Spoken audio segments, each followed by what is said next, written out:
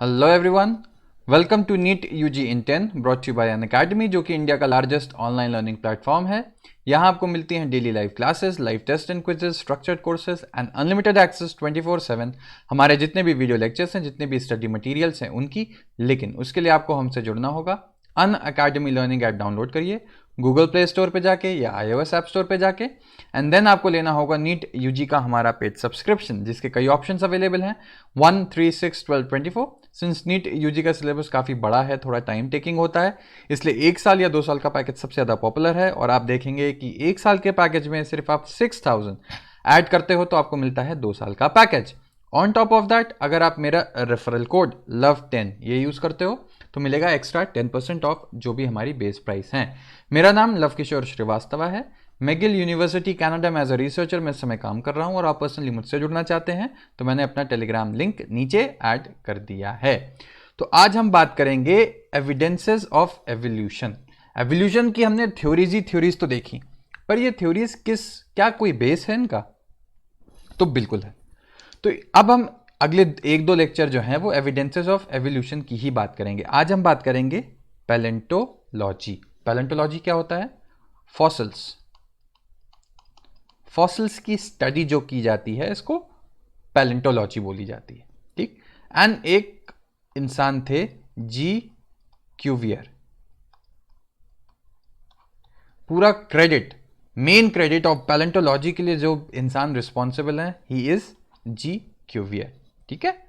चलो अब आगे की बात करते हैं हम कि evidence that evolution of life forms has Indeed taken place on earth has come from many quarters, ठीक है। सिंपल सेंटेंस है, इसमें कुछ समझना ही नहीं है। अब बात आती है fossils are remained of hard parts of life forms found in rocks. क्या हो सकता है? देखो जरा, एक समय अभी तुम देखोगे तो अर्थ की लेयर्स हैं। ऐसा नहीं कि अर्थ एक सिंगल बॉडी है, ठीक है। अर्थ लेयर बाय लेयर बनता चला गया। बहुत पहले, अभी जैसे आपको बताया था, गैसेस थी शुरुआत में, वो कंडेंस होना शुरू हुई, उन्होंने रॉक का फॉर्म ले लिया, उसके ऊपर फिर एक रॉक आ गई, उसके ऊपर फिर एक रॉक आ गई। तो अब आप देखोगे मेटामॉर्फिक रॉक, अलग अलग सेडिमेंट्री रॉक्स, अलग अलग तरीके की रॉक्स है ना।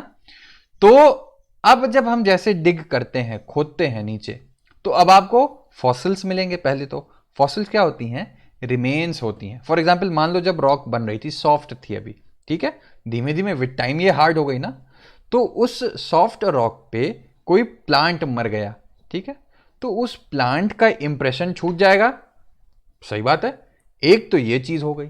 दूसरा क्या होगा कि कोई एनिमल्स थी जिसकी हड्डियां थी, बोन्स थी, वो बोन्स उसी में जाके फिक्स हो गई, ठीक है, तो वो भी चीज आ गई।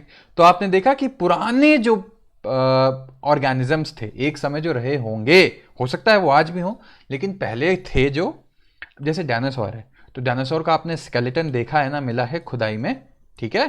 कैसे मिल गया? वो भी तो फॉसिल ही हुआ ना।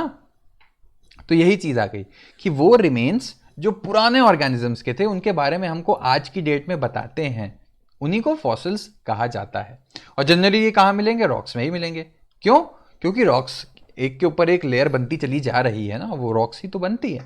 तो रॉक्स है क्या? Basically rocks form sediments and a cross section of earth's crust indicates the arrangement of sediments one over the other during a long history of earth. यही पॉइंट मैंने आपको बताया कि एक के ऊपर एक के ऊपर एक, लेयर बाय लेयर वो लगता चला जा रहा है, ठीक है। तो अब जैसे फॉर एग्जांपल केक काटो, कभी बर्थडे का केक आता है, केक काटो तो देखो उसमें लेयर्स होती है ना, ठीक। तो अब उस लेयर में समझ में आता है कि सबसे पहले हमने नीचे वाली लेयर बनाई होगी, फिर उसके ऊपर वाली लेयर रखी, और फाइनली ऊपर से क्रीम जो लगा देते हैं वो लगा दी गई, ठीक है। तो उसको देख के नीचे से ऊपर जैसे जैसे आप बढ़ेंगे, आप बता सकते हैं कि सबसे पहले ये आया था, ये आया था। अब मान लो 5 लेयर हैं, 4 लेयर हैं, ऐसे करके इसको मान लो, इसको मान लो, इसको मान लो, और एक और मान लो, ठीक है। ये नीचे से ऊपर जा रहे हैं, ये अर्थ की सरफेस है। अब मान लो तुमको एक फॉसिल यहां मिलता है, इसको हम ए बोल देते हैं, एक फॉसिल यहां मिलता है जिसको बी बोलते हैं। तो अब दोनों में एक चीज तो तुमको समझ में आ गई, कौन पहले आया हुआ होगा? ए पहले आया हुआ होगा बी से, है ना, क्योंकि वो नीचे दबा हुआ है, ठीक है। तो यही चीज़ है कि हमको उसके बारे में भी कितना आइडिया दे रहे हैं फॉसिल, ये देखो। और दूसरा, अब ए जब यहाँ पे दबा होगा, इसको खोदना पड़ेगा ना, इसीलिए तो तुम देखो कि जो पैलेंटोलॉजिस्ट हैं वो खोदते रहते हैं।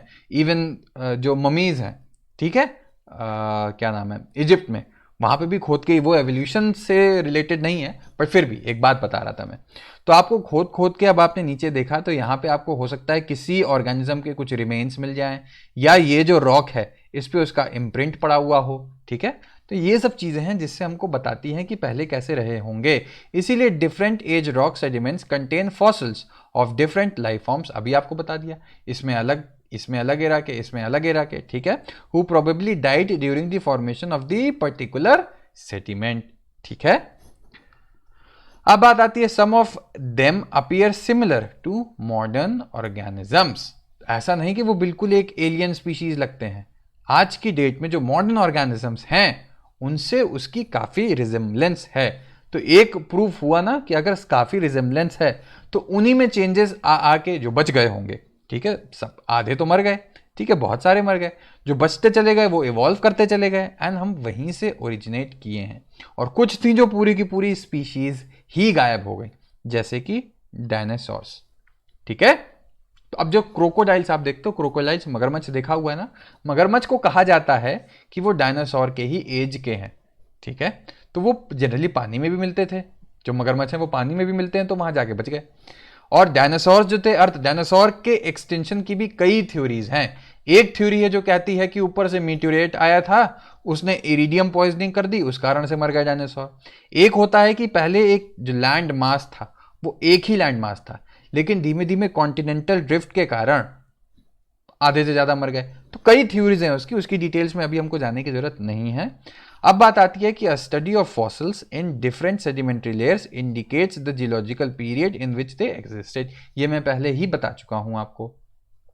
और छोटे से एक दो पॉइंट और देख लें। The study showed that life forms varied over time and certain life forms are restricted to certain geological time spans. अब मान लो ये है, ठीक है, ये हमको पता है कि ये 10,000 साल पहले की है फॉर एग्जाम्पल, ठीक। हमको इसमें जो फॉसिल मिल रही हैं वो इसमें नहीं मिल रही, उसके बाद कभी मिली ही नहीं। तो तुम क्या कह सकते हो कि 10,000 साल पहले उनका अस्तित्व खत्म हो गया, वो एक्सटिंक्ट हो गए, है ना। तो ये ध्यान रखना, ऐसे कैसे पता लग जाता है। Hence new forms of life have arisen at different times in the history of अर्थ, ठीक है। देखो यहां तुमको नए फॉसिल मिलने लगेंगे, यहां और नए मिलने लगेंगे, तो तुमको दिखा जो पहले कभी मिले नहीं, धीमे धीमे धीमे नई चीजें आती जा रही हैं। तो ये भी तो हुआ ना, पैलेंटोलॉजिकल एविडेंस हुआ, फॉसिल के बेस पे हम कह सकते हैं, ये तो हमको दिख रहा है एक्चुअल, इसमें कोई थ्योरी तो लगाने की बात नहीं आ गई, ठीक। तो आई होप कि बेसिक पैलेंटोलॉजी क्या होती है, फॉसिल फ्यूल की स्टडीज क्या होती हैं, ये आपको समझ में आ गया, क्यों इंपॉर्टेंट है और क्यों इनको कहा जाता है कि ये एक एविडेंस है एवोल्यूशन का, ठीक है। तो अगर लेक्चर पसंद आया लाइक करो, कमेंट करो, सब्सक्राइब करो। Love10 मेरा कोड यूज करके अनअकैडमी से जरूर जुड़ना, पर्सनली मुझसे जुड़ना है तो मैंने अपना टेलीग्राम लिंक नीचे ऐड कर दिया है।